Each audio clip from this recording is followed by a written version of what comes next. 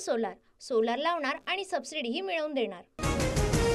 Kurla LBS रोडवर भरधाव base बसची 30 ते 40 वाहनांना धडक, भीषण अपघातामध्ये 36 जण जखमी तर 6 जणांचा मृत्यू, मृतांचा आकडा वाढण्याची भीती आहे। कुर्ला बस अपघातामधील चालकानं पहिल्यांदाच बस चालवल्याची धक्कादायक माहिती समोर। कंत्राटी चालक म्हणून संजय मोरे 1 डिसेंबरला कामावर रुजू। अपघातावेळी चालकानं मद्यपान केलं नव्हतं, पोलिसांची माहिती।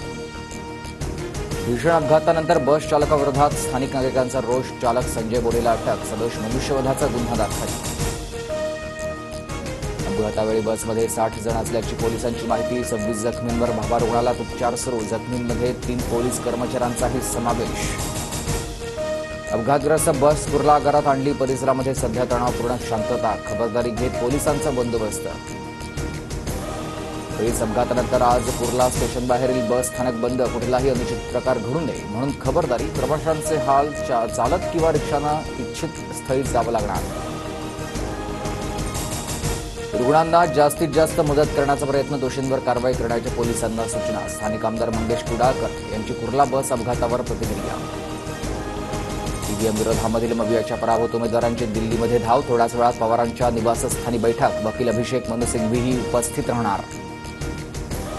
विधानसभेतील पराभवानंतर मवियाचे उमेदवार सुप्रीम कोर्टात जाणार, आज किंवा उद्या पराभूत उमेदवार ईव्हीएम विरोधामध्ये याचिका दाखल करण्याची ही शक्यता। भाजप आमदार गोपीचंद पडळकर आणि सदाभाऊ खोत यांची आज मार्कडवाडीमध्ये सभा, तर काँग्रेस प्रदेशाध्यक्ष नाना पटोलेही मार्कडवाडी दौऱ्यावर। फेरनिवडणूक लावण्यासाठी उत्तम जानकर आज निवडणूक आयोगाची भेट घेणार। बॅलेट पेपरवर निवडणूक आयोगाची भेट घेण्यासाठी जानकरांची मागणी, तर आमदारकीचा राजीनामा देण्याचीही तयारी। मार्कडवाडीसाठी आम्हालाही प्रेम मात्र आणि जिव्हाळा आहे, मात्र आपला कार्यक्रम झाला आहे, हे विरोधकांनी कधीतरी लक्षात घ्यावं। दारुण झालेला पराभव मान्य करावा, अजितदादांनी सुनावलंय। राज्य मंत्रिमंडळाचा विस्तार 14 डिसेंबरला होण्याची शक्यता। केंद्रीय नेतृत्वाच्या संमतीसाठी मंत्र्यांची नवी दिल्लीमध्ये, भाजप हायकमांडच्या मंजुरीकडे लक्ष। विरोधकांचं मूल्यमापन संख्येवरून करणार नाही, तर त्यांनी मांडलेल्या मुद्द्यांवरून करू। विरोधी पक्षनेते पदाबाबत मुख्यमंत्री देवेंद्र फडणवीसांचे मुख्य संकेत। भाजप आमदार योगेश टिळेकर यांच्या मामाची हत्या, पुण्यातील यवल गावामध्ये हद्दीत सतीश वाघ यांचा मृतदेह सापडला, अज्ञातांनी भर चौकात केलं होतं अपहरण।